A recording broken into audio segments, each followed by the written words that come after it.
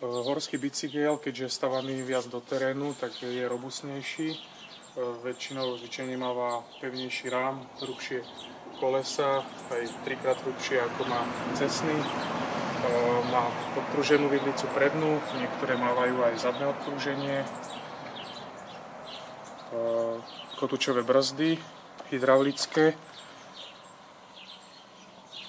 Na cestné bicykle sa tiež začali montovať, ale potom ich pre pretekárov zakázali, nakoľko zistili, že sú nebezpečné pri možných pádoch.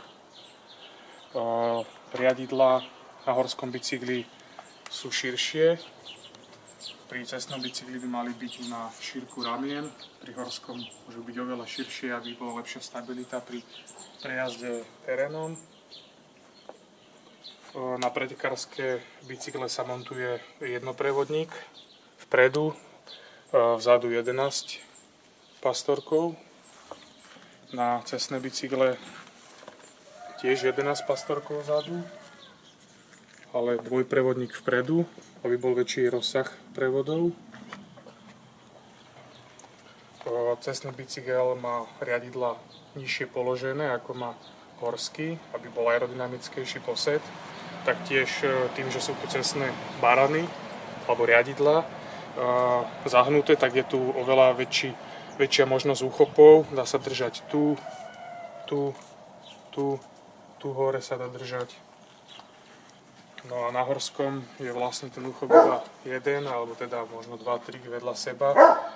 V minulosti sa jazdievali aj rohy, to boli také trčiace kúsky z riadidiel, aby bolo ešte o viac možností úchopov, ale nejak sa od toho upustilo a pretekári sme to už nejak prestali jazdiť. No, môžete ešte pozrieť rozdiel na kolesách. Je tu galusky pretekárske, ktoré sú veľmi úzke. Taktiež na cestnom bicykli sa dávajú tieto vysoké rafiky karbonové pre lepšiu aerodynamiku, lebo vlastne na tom cestnom bicykli sa jazdí oveľa rýchlejšie ako na horskom, takže je to potrebné, aby tie kolesa išli rýchlejšie. Taktiež pedále na cestných bicykloch bývajú trošku väčšie, aby bola lepšia opora na tých cestných tretrách. Na cestných tretrách bývajú aj väčší kufre.